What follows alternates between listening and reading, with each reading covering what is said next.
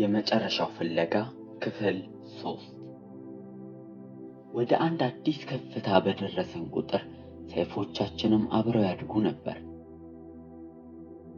እኔ ግን በጣም ከፍ እያልን በሄድን ቁጥር ሰይፌ ስላልተመቸኝ ትቼው ለመሄድ ምንም ያህል አልቀረኝም ነበር። በኋላ ግን የተሰጠኝ የግድ አስፈላጊ ስለሆነ ነው ብዬ በማሰብ እንደ ወትሮ ለማቆየት ወሰንኩኝ። ከዚያም የቆምኩበት እርከን በጣም ጠባብና የሚያንሸራትት በመሆኑ በጠላት ላይ በመወረውርበት ጊዜ ሰይፌን እንደ ችካል በምድር ላይ በመሰካት ራሴን ከእርሱ ጋር በማሰር መጠቀም ቻልኩ። ከዚያም የጌታ ድምፅ እንዲህ ሲል ወደ እኔ መጣ። ወደ ላይ መውጣት የሚያስችልህን ጥበብ ተጠቅመሃል። ብዙዎቹም ሰይፋቸውን በሚገባ እንደ ችካል ለመጠቀም ባለመቻላቸው ምክንያት ወድቀዋል። ከእኔም በቀር ሌላ ማንም ሰው ይህንን ድምፅ የሰማ አይመስለኝም ነበር። ነገር ግን ብዙዎች እኔ ያደረግኩትን አይተው እነርሱም እንደዚያው አደረጉ። እኔም እንደዚህ እንዳደርግ ለምን ጌታ ቀደም ብሎ እንዳልተናገረኝ በማሰብ ተደነቅኩ። ከዚያ ግን ጌታ ባስተዋልኩት መንገድ ይህንን አስቀድሞ እንደተናገረኝ አወቅሁ። እኔም ይህንን ማሰላሰል ስቀጥል ሕይወቴ በሙሉ ስለዚህ ሰዓት ስልጠና እንደነበር መረዳት ጀመርኩ። ሕይወቴን በሙሉ ጌታን ስሰማና ድምፁን መታዘዝ በምችልበት ደረጃ እየተዘጋጀሁ እንዳለሁ አወቅሁ። ደግሞም አሁን የነበረኝ ጥበብና መገለጥ በዚህ ጦርነት ውስጥ በማላስተውለው ምክንያት እንዳልጨመረ ወይም ደግሞ ከእኔ እንዳልተወሰደ አውቅ ነበር። በሕይወቴም ስለደረሰብኝ ስለ እያንዳንዱ ፈተና ጌታን እያመሰገንኩ ነበር። ፈተናዎቹም በደረሱብኝ በዚያ ጊዜ በምስጋና ለመቀበል ማሳዘነኝ። ብዙም ሳይቆይ ፍጹም ማለት በሚቻል ማነጣጠር አጋንንቶቹን መምታት ጀመረ። ከጠላትም ሰራዊት በኩል ቁጣ እንደ እሳት ዲን መውጣት ጀመረ። በዚያም ሰራዊት የተያዙት ክርስቲያኖች አሁን በጠላት መካከል የሚንበለበለው ቁጣ እንደሚሰማቸው አወቁ። ከአጋንንቶቹም ጥቂቶቹ በጣም እየተቆጡ ከመምጣታቸው የተነሳ እርስ በእርሳቸው መወራወር ጀመሩ። በተለምዶ ይህ በጣም የሚያደፋፍር ይሆን ነበር።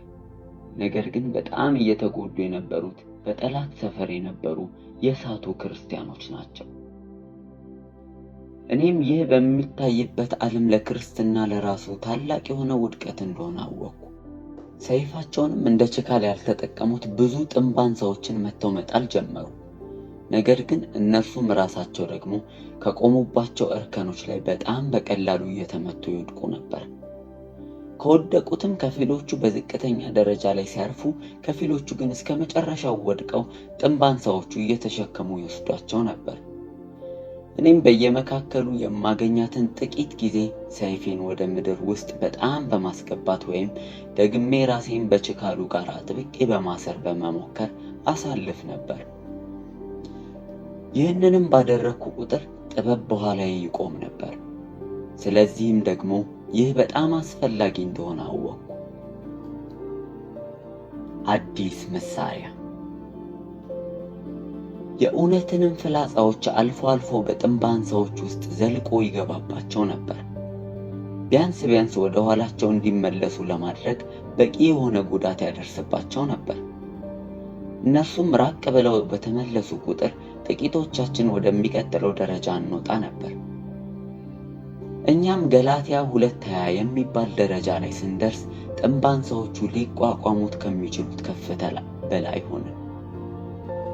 በዚህም ከፍታ ላይ ከበላያችን የነበረው ሰማይ ማየት እስከሚሳንን ድረስ በጣም የሚያበራና የሚያምር ነበር።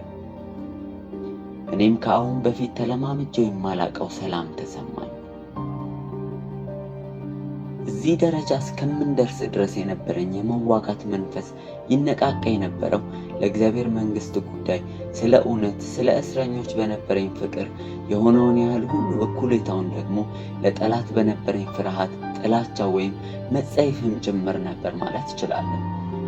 ነገር ግን በዚህ ከፍታ ላይ ነበር ከሩቅ ብቻ ለማየት በቻልነው እምነት፣ ተስፋ እና ፍቅር ላይ ለመድረስ የቻልኩት። እነዚህ ከሚገባው በላይ ማለት እችላለሁ በመገኘታቸው በሚሆነው የክብር ኃይል ተሞልቼ ነበር። ቢሆንም ግን ገና ይበልጥ ልቀርባቸው እንደምችል ይሰማኝ ነበር። ወደ እምነት ተስፋና ፍቅር በቀረብኩ ጊዜ ወደ እኔ ዞረው ትጥቄን ይጠግኑልኝና ይወለውሉልኝ ጀመር። ወዲያውንም ከነርሱ የሚወጣውን ክብር በሚያስደንቅ ሁኔታ ማንጸባረቅ የሚችል ሆኖ ተቀየረ። ሰይፌንም በነኩት ጊዜ በጣም የሚያንጸባርቅ ብልጭልጭታ ከላዩ ላይ ማብረቅረቅ ጀመረ። ከዚያም ፍቅር እንዲህ አለኝ፣ ወደዚህ ደረጃ የደረሱ ሊመጡ ባሉት የእግዚአብሔር ኃይላት ላይ የታመኑ ይሆናሉ። በጣም ስክነት በሚታይበት አጽንዖትም ወደ እኔ ዞር በማለት እንዴት ልጠቀምባቸው እንደምችልም ገና በሚገባ አስተምርሃለሁ አለኝ። የገላትያ 2 ከፍታ በጣም ሰፊ ስለሆነ ለመውደቅ ምንም አይነት ስጋት ያለበት አይመስልም ነበር። ስማቸውም ተስፋ በመባል የተጻፈባቸው ፍላጻዎች ያለ ገደብ ይቀርቡበት ነበር። ጥቂትም ፍላጻዎች አንስተን ወደ ታች ወረወርናቸው። በቀላሉም ጥንብ አንሳዎቹን ገደልናቸው። ወደዚህ ከፍታም ላይ ከደረሱት ግማሾቹን ወረወርናቸው። ሊቀጥሉ የቀሩት ደግሞ ፍላጻዎቹን እየተሸከሙ በዝቅተኛ ደረጃዎች ላይ ላሉት ክርስቲያኖች ማጓጓዝ ጀመሩ። ዝቅ ባሉት ደረጃዎች ላይ ጥንብ አንሳዎቹ እንደ ሞገዶች መምጣታቸውን ቢቀጥሉም እያንዳንዱ የጥንብ አንሳ ሞገድ ግን በፊት ከነበረው እያነሰ ይመጣ ነበር። ከገላትያ 2 ከፍታ ላይ ከክልላችን ውጪ ከሆኑት ከመሪዎቻቸው በስተቀር በሰራዊቱ ውስጥ ያለውን ማንኛውንም ጠላት መምታት እንችል ነበር። ጥንብ አንሳዎቹም የፈጠሩት የጭንቀት ዳመና የእውነት ኃይል ስላደበዘዘው ጥንብ አንሳዎቹ ሁሉ ከማጥፋታቸው በፊት የእውነትን ፍላጻ ላለመጠቀም ወስነን ነበር። ይህም በጣም ረጅም ጊዜ የወሰደ ቢሆንም ነገር ግን አልደከመንም ነበር። በመጨረሻም ከተራራው በላይ የነበረው ሰማይ ፈጽሞ ከጥንብ አንሳዎቹ የጠራ የሚመስልበት ደረጃ ላይ ደረሰ። እምነት፣ ተስፋና ፍቅር ልክ እንደ መሳሪያዎቻችን በእያንዳንዱ ከፍታ ላይ እያደጉ ይሄዱ ስለነበር አሁን ከጦርነቱ ስፍራ በርቀት ያሉ ሰዎች እንኳን በጥልቁ ሊያዩዋቸው እንደሚችሉ አወቁ። የክብራቸውን ብርሃን ገና በጥንብ አንሳዎቹ ላይ ደመና በተሸፈነው የእስረኞቹ ሰፈር እንኳን ያበራ ነበር። እኔም በዚህ መንገድ ሊያዩ ይችላሉ በማለት በጣም ተደፋፉ። ምናልባት አሁን እስረኞቹና ጠላት ይጠቀመባቸው የነበሩ ክርስቲያኖችም እኛ ጠላቶቻቸው እንዳልሆንን፣ ነገር ግን ጠላት ራሱ በእርግጥ እየተጠቀመባቸው እንደሆነ ያስተውሉ ይሆናል ብለን አሰብን። ነገር ግን እንደዚህ አልነበረም። ቢያንስ እስካሁን አልነበረም። በጠላት ሰፈር ያሉትም ከእምነት ተስፋና ፍቅር የሚመጣውን ብርሃን ማየት ሲጀምሩ እነዚህ ደካማውን ወይም መለየት የማይችለውን ለማሳት የተላኩ የብርሃን መላእክት ናቸው በማለት ይጠሯቸው ጀመሩ። እኔም በዚያ ጊዜ የነበሩበት እስራት ከገመትኩት በላይ በጣም ጥልቅ እንደነበረ አስተዋልኩ። ክርስቲያን ያልሆኑ ከሁለቱ ሰራዊቶች ወገን ያልነበሩ ከእምነት ተስፋና ፍቅር የሚወጣውን ክብር በርቀት ይመለከቱ ስለነበር የተሻለ እይታ ይኖራቸው ዘንድ ወደ ተራራው መቅረብ ጀመሩ። እነርሱም ለማየት ወደ ተራራው የቀረቡት ይህ ጦርነት በእርግጥ ስለምን እንደሆነ መረዳት ጀመሩ። ይህም ደግሞ እጅግ የሚያደፋፍር ነገር ነበር። ወጥመዱ ባገኘነውም ድል ምክንያት በእያንዳንዳችን ውስጥ የሚፈሰው ደስታ ማደጉን እንደቀጠለ ነበር።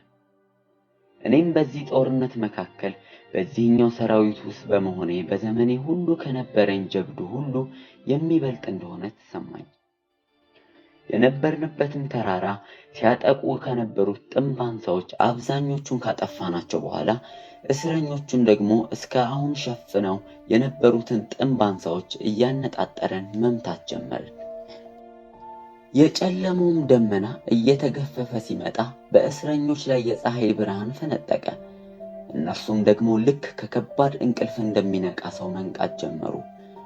ወዲያው እንደነቁም በነበራቸው ሁኔታ በተለይም ደግሞ የጥንብ አንሳዎቹ ትፋት እስከ አሁን ሸፍኗቸው ስለነበር በጣም ተጸይፈው ራሳቸውን ማጸዳዳት ጀመሩ።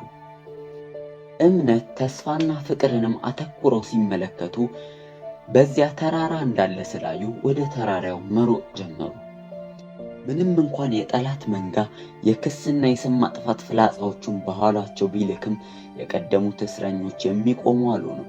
ወደ ተራራው በደረሱ ጊዜ ብዙዎቹ ደርዘን የሚሞሉ ወይም ደግሞ የሚበልጡ ፍላጻዎችን በጀርባቸው ላይ ተሰክቶባቸው ነበር።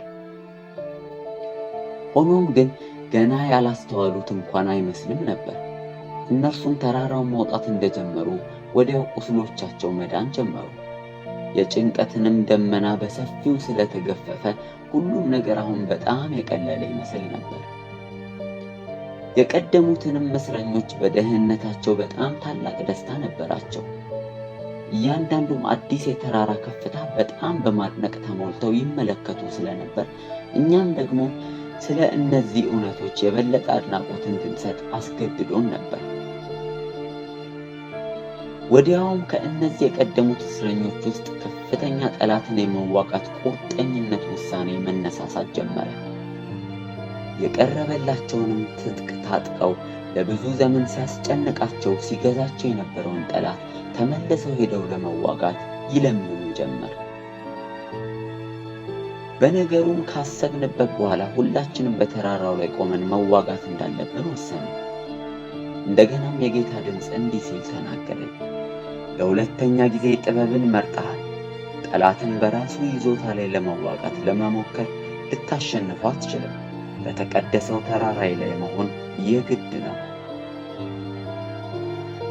እኔም በማሰብና በአጭሩ በመነጋገር ብቻ እንደዚህ ያለውን ሌላ በጣም ታላቅ ውሳኔ በማድረጋችን ደስታ ፈዝዤ ቀረው።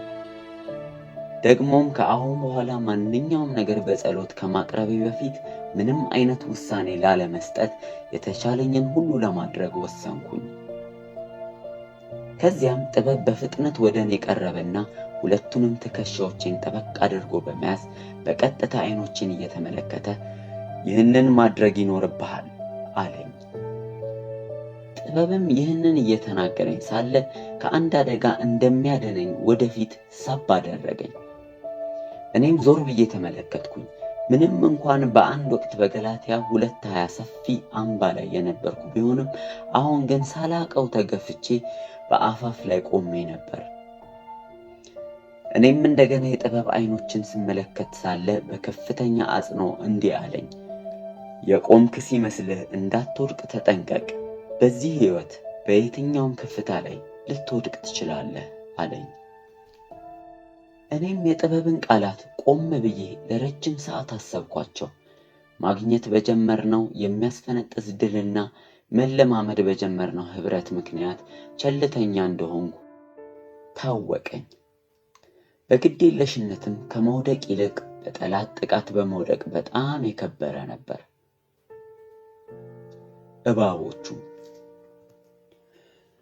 እኛም ለረጅም ጊዜ ጥንባንሳዎቹን መግደልና ክርስቲያኖቹን የሚጋልቡትን አጋንንቶችን እያነጣጠሩ መምታት ቀጥለን ነበር።